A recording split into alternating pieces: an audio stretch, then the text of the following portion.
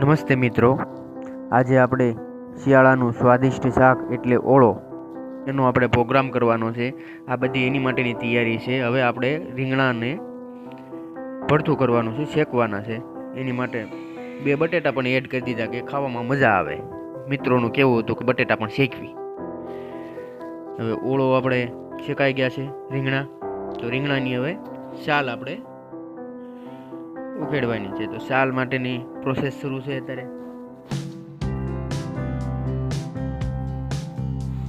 રીંગણા તૈયાર છે ભરતું, એની માટેનું કટિંગ પણ તૈયાર થઈ ગયું છે. હવે બધું જ લીલી ડુંગળી છે, ટમેટું છે, લસણ છે, તેલ, તૈયારી શરૂ થઈ ગઈ છે શાકની બનાવવાની. વઘાર શરૂ છે.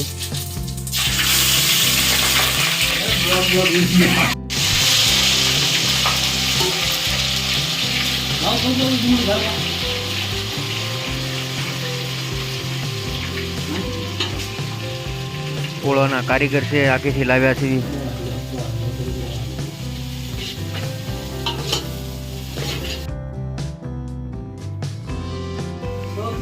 લીલી ડુંગળી નખાઈ ગઈ છે. હવે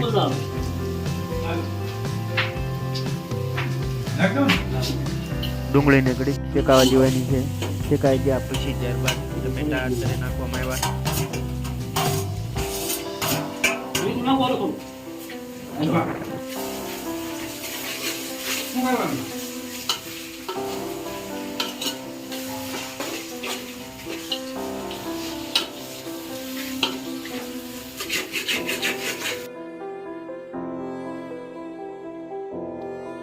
ઓળો બનવામાં જ છે, હવે તૈયાર થઈ ગયો છે.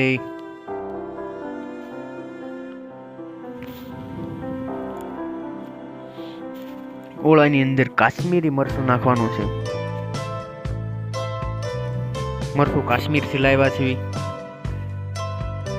ઓળાનો કલર આવે એ માટે થોડોક વધુ મરચું એડ કરવાનું છે.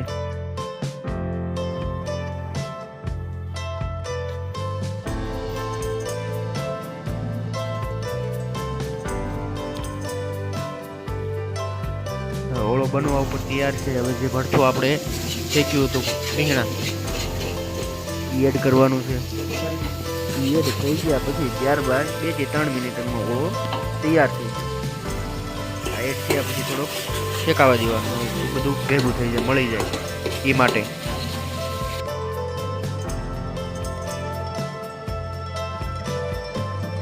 હવે ઓળો જોયામાં એવું લાગે છે કે તૈયાર થઈ ગયો છે. ઉપરથી ધાણા એડ કરી દેવાના છે. ધાણા એડ થઈ ગયા છે. ઓળો તૈયાર છે મિત્રો. હવે થાળી તૈયાર થાય છે, તો મોડું ન કરો, આવી જાઓ મિત્રો.